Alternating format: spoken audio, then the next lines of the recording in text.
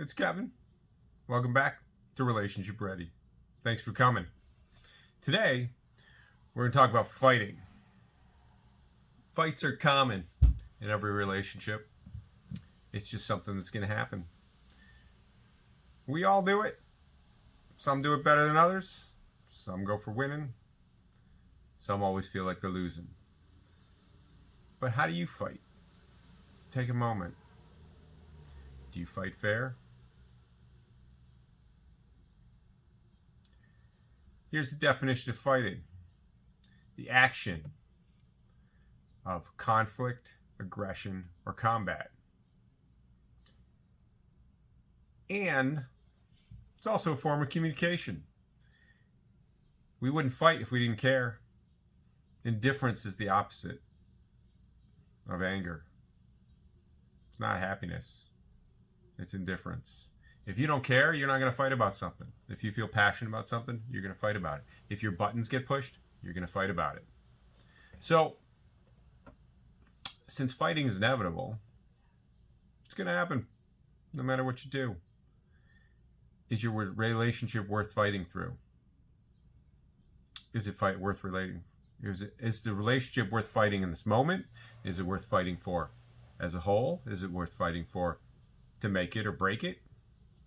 Well, you need a process to be able to work through it well. And when you do communicate well, you're fighting fair. So what is fair fighting? Fair fighting can be broken down to a set of rules that works to be able to communicate really well. A lot of this comes from the home builders model out of Seattle, Washington, from over 30 years ago. They knew the answers to how it happens, but it's the skills that we need to implement. So, fair fighting has some basic rules. And they can go in any order, but you got to follow them.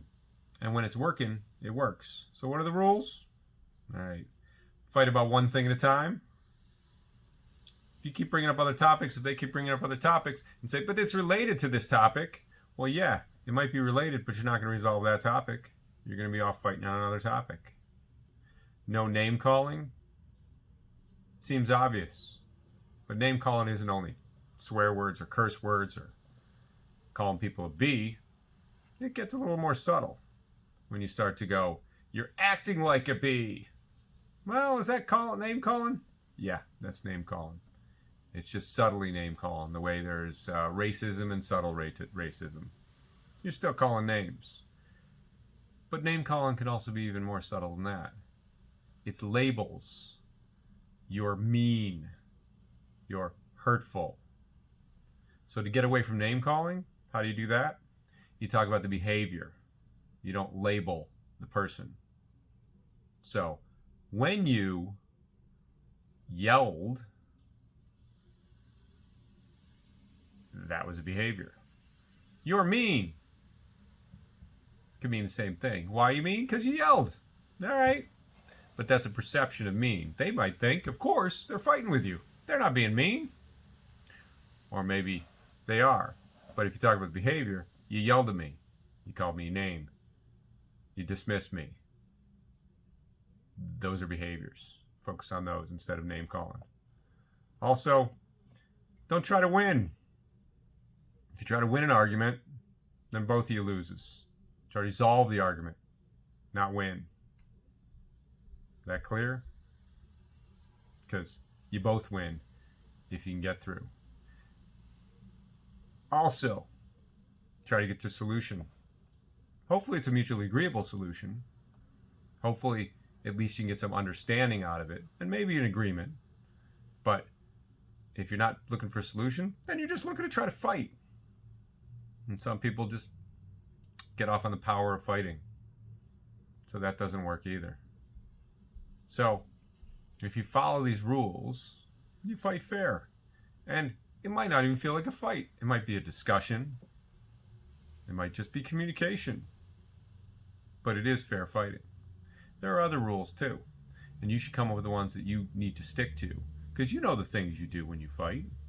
Like another one that should probably be on most people's list is stick to the present. Don't bring up the past. Because if you bring up the past, Then you're talking about another topic. It's an example of what's happening now, but it's not going to resolve what's happening now. Resolve what's happening now first, and then at another time when you're not heated, you may want to discuss the thing from the past and see if you can resolve that. Because if you're still bringing it up, it means you're still having a fight about it. And most couples really only have 3 or 4 fights that they stick to over and over and over again. Each individual usually has something they fight about. 3 or 4 things over and over and over again. Why? Because it hits those buttons. And that's why it's so important to work on yourself, not the other person. Stop blaming the other person for your stuff. If you always get upset about something and get in a fight about it, that's your thing. Hope that makes sense. So, what's the parts you're supposed to take out of this? Hopefully anything you can take out of this. But the parts I'm trying to get across is the purpose of fighting is to get to resolution. Is to get to some mutual understanding and hopefully an agreement that you can let that go. Not carry that anger around with you, not carry that hurt around with you, not carry that frustration around you, and move on in your life and in your relationship. That's part of the purpose. What else do you take from this? Stick to the rules. Write them down. We'll put them in here too, if you need to. And the ones I went through are some basic ones, but if there's another one you need, as long as you agree with what the rule is, that's the consensus. So when we fight, we're going to do this. Because the purpose is to get to the resolution. So how do you do it? Well, you do it all the time. Anytime you're in interaction with somebody else, pay attention to the rules that we just outlined.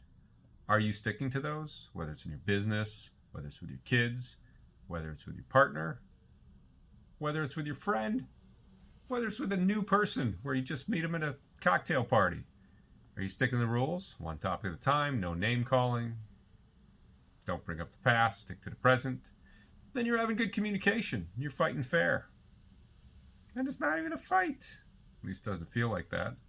And then practice. If you struggle with your most significant other and want to practice with them, if they're willing to, even better. If not, practice with your friends, practice with your family, practice with your therapist.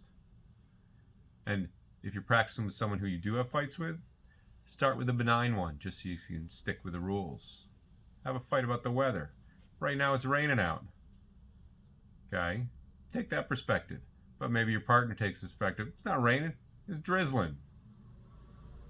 Does that matter? Hopefully not. If it does, it's probably hitting other buttons from the past. And that's going to be volatile. But if you can stick to the argument of why do you think it's raining and why does your partner think it's drizzling, stick to that topic. Don't bring up the past. Don't name call. One thing at a time. You'll get to at least an understanding as to why the other one disagrees with you. And maybe an agreement that maybe it's drizzling now and it's raining before. Or it's raining now and it's drizzling before. Or maybe it's the same thing. But that's how you practice. And then take it to another issue. But not while you're in the heated argument.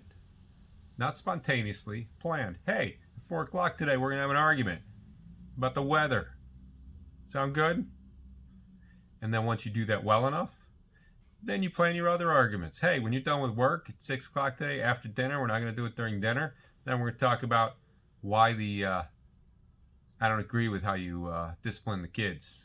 Or you never loved me anymore. The harder ones. So it's the practice. And the more practice you get, the better you get at fighting. And the better you get at fighting fair. So, think about yourself. How was your last fight? What rules do you break? What rules do you break most often? And pay attention to those. If you can share those vulnerably with your partner, then if they fight fair, they won't bring up the past and say, hey, I always know that you call names in a fight and you're calling names and calling you out. You should be calling yourself out. Oh yeah, I called a name. Didn't follow the rules. And if your partner needs to, they'll call you out. Whether you want them to or not. But it should be you calling out first. So think about what your last fight is. And then, how's your next fight going to be? How are you going to do it differently? hopefully you'll do it better. If you need help, go back to the rules. So keep in mind, fighting's a form of communication. There's the firefighting rules. You need to stick to them. And you're going for resolution. You're not going for fighting. If you're going for fighting, you got some other stuff to work on yourself. Remember that, because it'll help get you more and more ready for your relationship. I'm Kevin. We'll see you next time.